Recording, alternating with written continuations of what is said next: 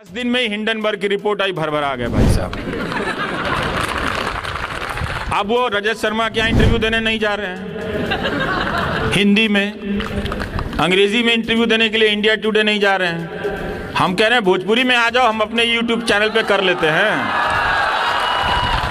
हम भोजपुरी बोलेंगे, आप गुजराती बोलना। गुजरात के लोग भी बहुत पसंद करते हैं। जब ये खबर आई कि अदानी एनडीटीवी खरीद रहे हैं, तो मेरे जो शुभचिंतक हैं वो मेरे लिए बहुत चिंतित हो गए, मुझसे ज़्यादा हो गए, मैं भी चिंतित हो गया कि एक चैनल जिसके पास केवल एक चैनल है, अच्छा है चाहे बुरा है जैसा भी है, लेकिन अब उसके पास कोयले का खदान होगा, एयरपोर्ट होगा, समंदर के किनारे के बंदरगाह होंगे, रेलगाड़ियाँ होंगी, बिजली का मीटर होगा, बिजली का कनेक्शन होगा, क्या पता कल को पानी का कनेक्शन होगा, तो फिर हम रिपोर्ट क्या करेंगे।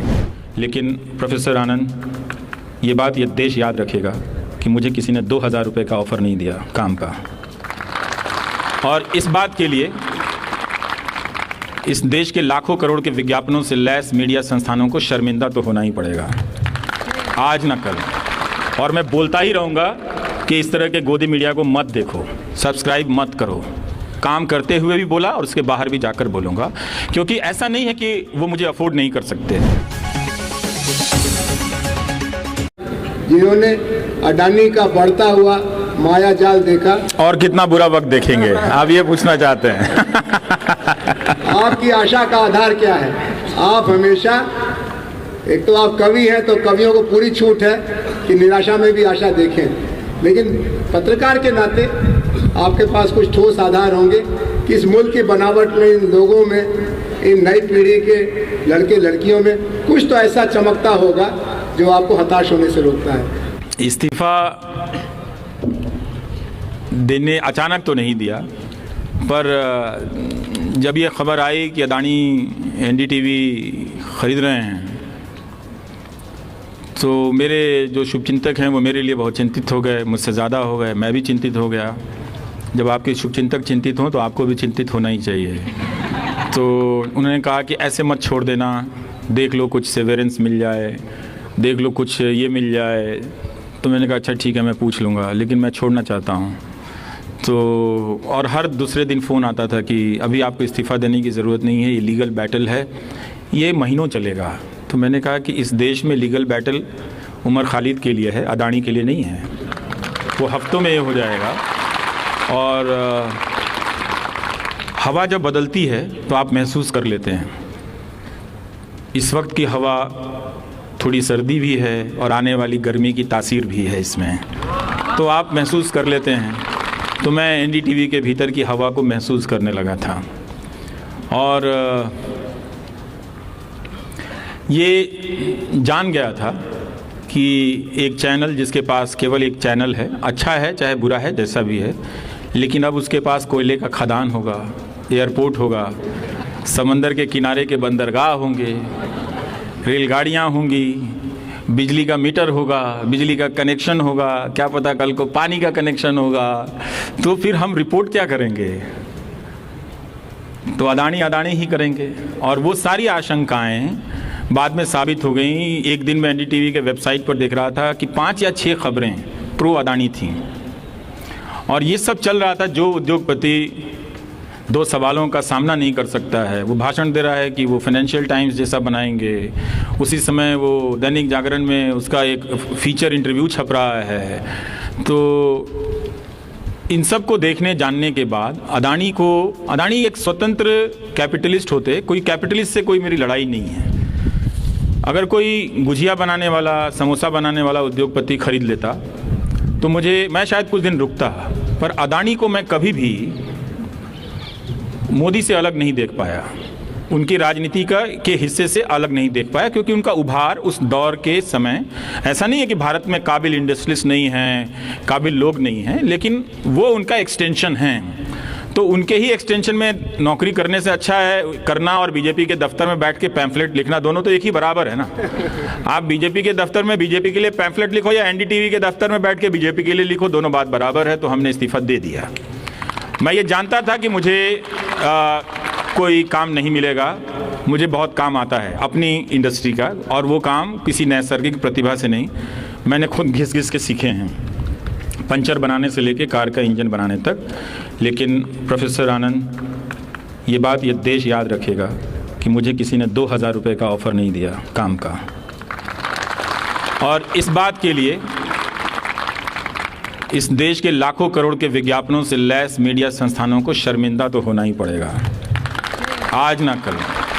और मैं बोलता ही रहूँगा कि इस तरह के गोदी मीडिया को मत देखो, सब्सक्राइब मत करो।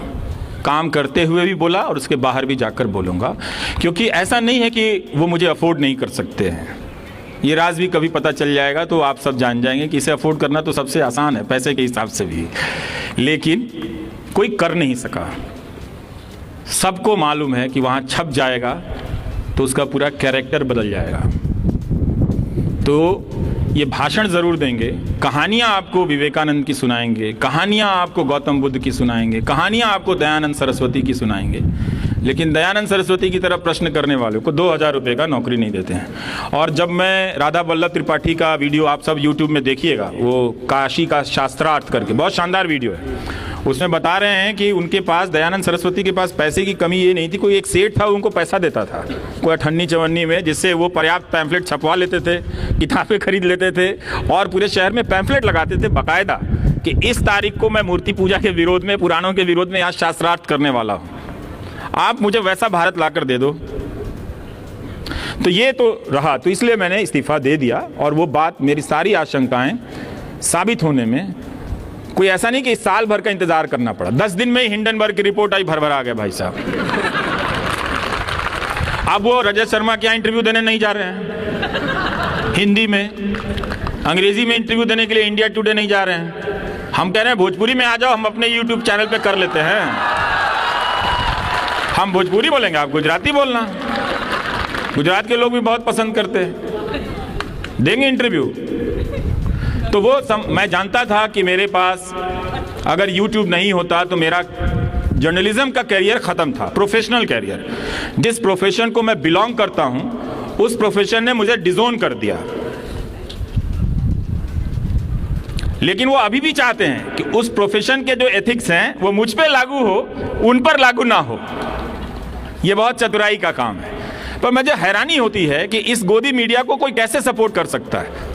आप ठीक है, आप प्रधानमंत्री मोदी के कुछ काम से खुश हैं, उन्हें सपोर्ट कर सकते हैं, फेयर डील। आप पॉलिटिक्स में तमाम तरह के विकल्पों को देख के किसी को सपोर्ट करते हैं। इस मीडिया को देखकर जो किसी लायक नहीं है, दुनिया के किसी देश में छोड़िए, अपने गांव में इसको डिफेंड नहीं कर सकते आप, इस गोदी मीडिया को, अपने गांव में नहीं।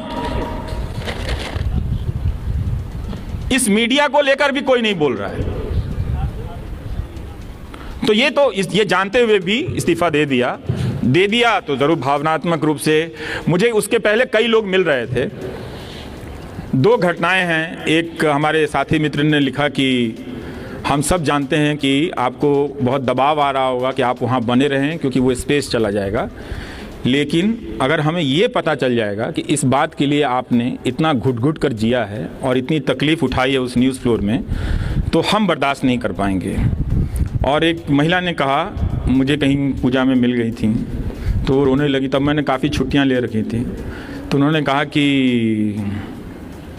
रोने लगी, तो मैं उनका, तुम्हें बड़ी चिंता हो रही है, ये लोग तो तुम्हें छोड़ेगा नहीं, कैसे क्या करोगे, ये करोगे। तो मैंने कहा नहीं आप चिंता मत कीजिए, मेरे पास, मैंने अपनी सेविंग्स ठीक रखी है, मैं खर्चे भी बहुत संभाल के करता हूँ, तो इतनी जल्दी तो कुछ नहीं होगा, 1-8 साल में काम चला लूँगा। तो उन्होंने कहा कि एक बात कहनी है, और कहते कहते अपनी वो चूड़ी निकालने लगी कि समझौता मत करना। तो मैंने कहा आप कंगन रखे, बोले कि ये ले लो तुम, मुझे इसकी ज़रूरत नहीं है। ये पता चल जाएगा ना, ये दुख हम बर्दाश्त नहीं कर पाएंगे। तो मैंने कहा अच्छा आपको इतना फ़र्क पड़ता है, इस्तीफ़ा दे दूँ? तो उन्होंने कहा हाँ दे देना। ये इस्तीफ़ा देने से 1 महीने पहले की बात है। तो मैं कई लोगों से टेस्ट कर रहा था, छठ में गाँव गया तो लोग जो मिलने आए, 1000 के करीब लोग आए थे मिलने के लिए, तो मैं उन सब से कहता था कि, लोग पूछते थे कि अब क्या हुई तार, तो मैं कहता था कि क्या करें बताओ। तो कुछ लोग कहते थे कि नहीं नौकरी मत छोड़ना, फिर कोई निकाल देगा। तो मैं ज़्यादातर लोगों से, यंग लोगों से पूछता था कि यार मन कर रहा है कि नौकरी छोड़ दें, तो कहता था हाँ भैया छोड़ दीजिएगा। छोड़िए इसका, अदानी फदानी का नौकरी करके क्या करेंगे, चल आइएगा यहाँ गाँव में हम लोग यूट्यूब चलाएँगे। तो हम बोले कि भाई यूट्यूब कैसे चलाते हैं, हमको आता नहीं। तो सब अपने बैग से सामान निकाल के दिखाने लगे कि देखी हाई फोन बा, हाई फोन बा, हाई फोन बा, हो जाई। और उन लोगों ने कुछ दिनों तक मदद भी की कि लाइए हम आपका थंबनेल बना देते हैं, वीडियो एडिट कर देते हैं। उन लड़कों ने कहा कि आप यूट्यूबर बन जाइएगा, हम लोग के साथ रहिएगा, मोटरसाइकिल से घूमिएगा, लेकिन उसकी नौकरी मत कीजिएगा। तो हमने छोड़ दिया सर।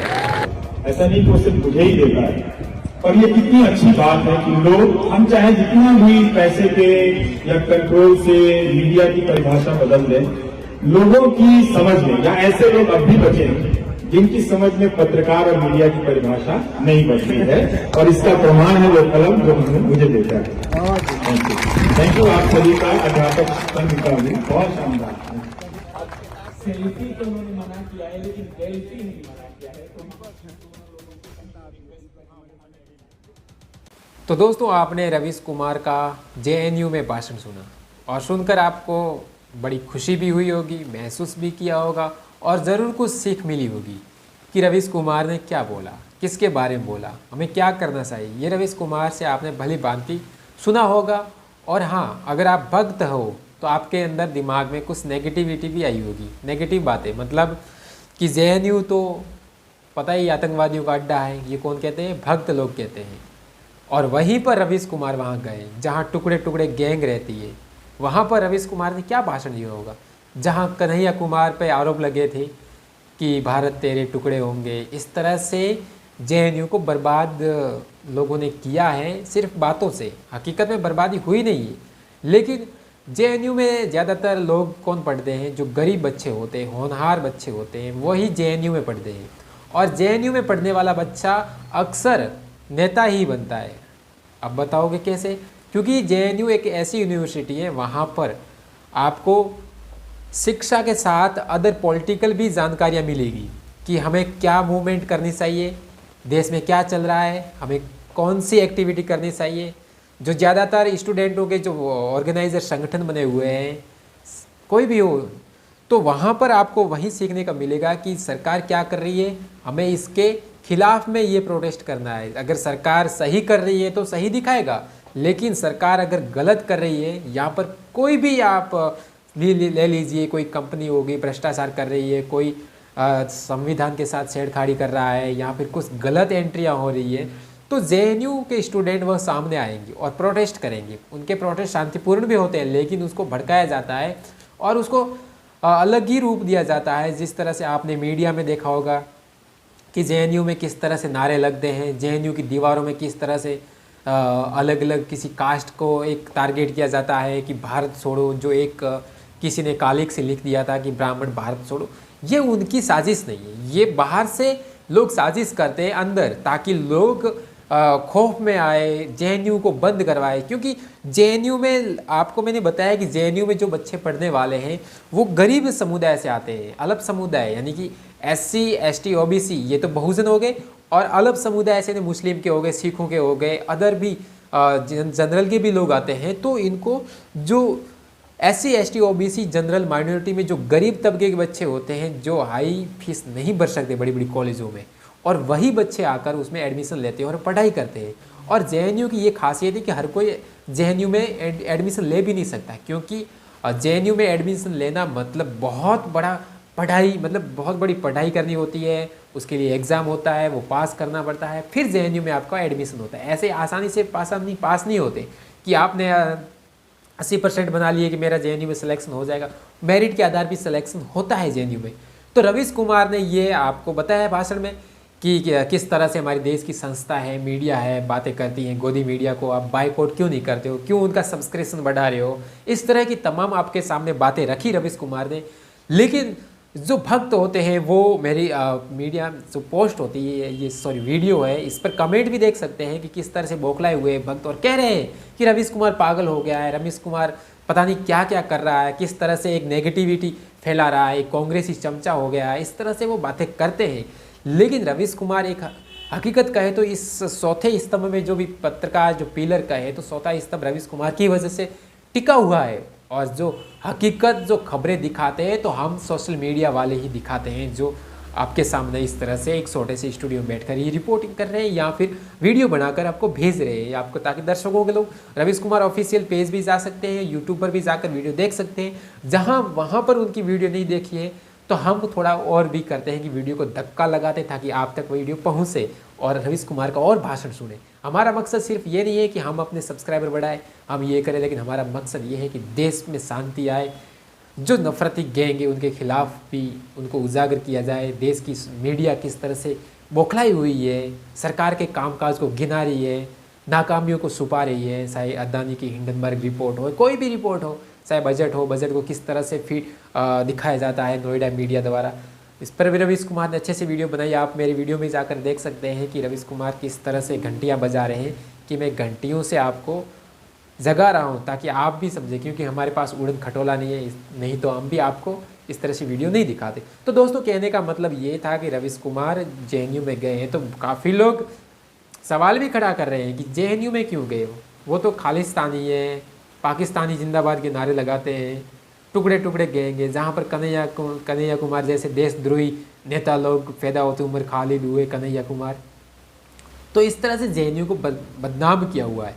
वही रवीश कुमार जाए तो रवीश कुमार को अवधव झटका लगने वाला है। भक्तों का ऐसे 10 में से एक झटका कोई झटका नहीं होता है, वो तो ऐसे ही भक्त वो पागल हो गए, बरनोल लगाए हुए फिरते हैं।